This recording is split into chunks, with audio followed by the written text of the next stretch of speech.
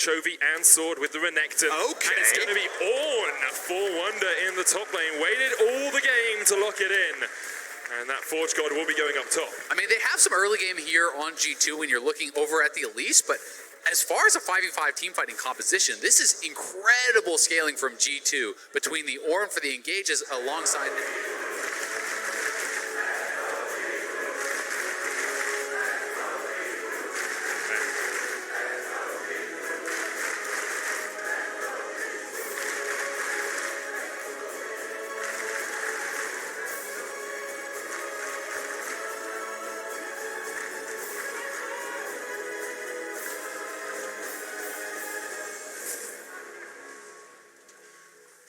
Yeah, and a little bit out of sync there, you know, not actually saving the stun for the Talia seismic shove, but they are trying to actually zone Wonder off this turret.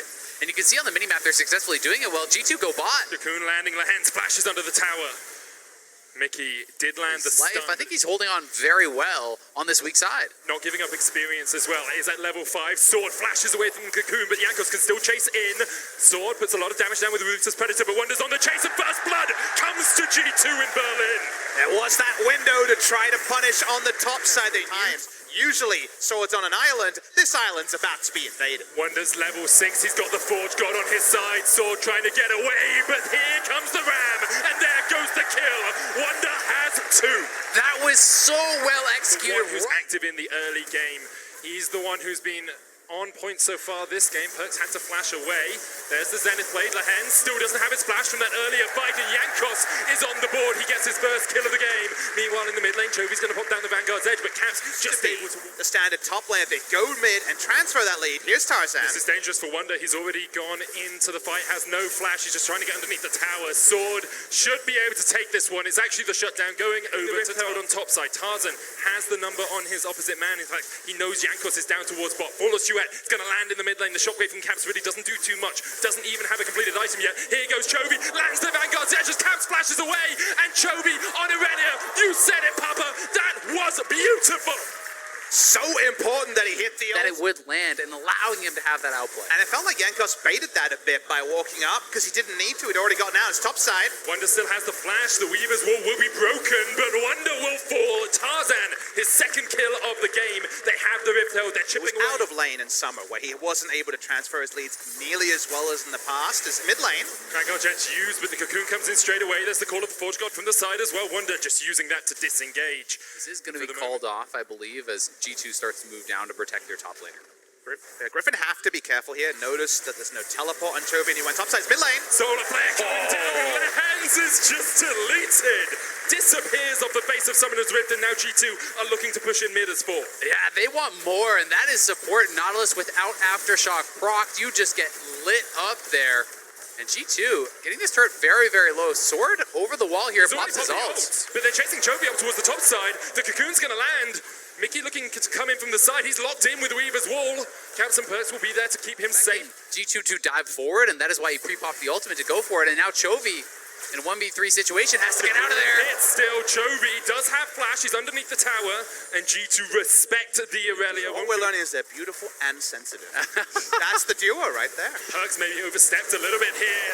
Knocked back across the wall, right into the waiting arms of Sword. They cannot actually use Mountain Drake to take neutrals, because the moment you group up, something's got to give, something's got to hit. Chovy trying to fight here, but he's going to get the brittle passive on him, knocking him back. Jankos trying to join the fight. Here comes the call of the Forge. Straight into the shockwave, and Caps takes down Chovy. Sword's going to chase down here as Jankos forced off towards the bottom side of the fight. Will flash the wall, the Cocoon doesn't connect, and Caps is trying to usher Jankos out of the battle. But here comes Mickey, here comes Sword, here comes Viper. Double kill for Sword, but the Perks is on the chase. Viper's going to fall as well, and G2 continue to collapse. They continue to push forward. It's a double for Perks in the bottom lane.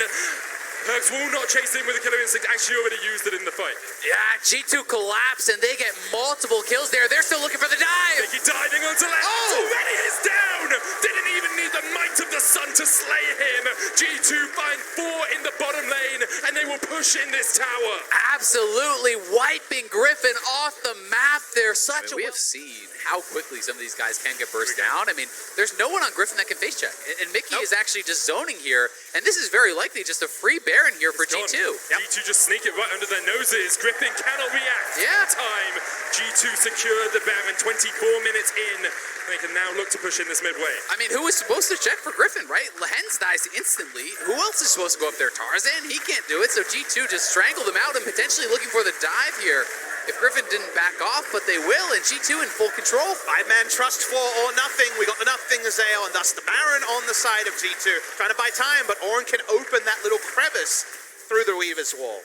Wonder taking down the wall in Things the at the same time here, such as like a Spirit Visage and a GA, but Yanko's starting this up, and they are kind of lying in wait here. Perks is split from the team, so he has to be somewhat careful. Is Perks split or is Sword split? The Dominus coming out.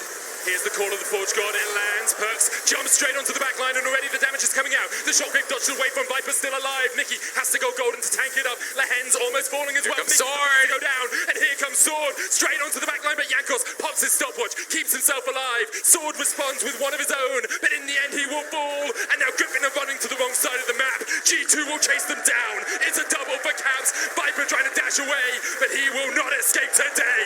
Perks is on a rampage. G2 are cleaning up Griffin. You can see in the bush, trying to hide, is Tarzan. He's used to the jungle, but Wonder knocks him up, and Tarzan goes down as well.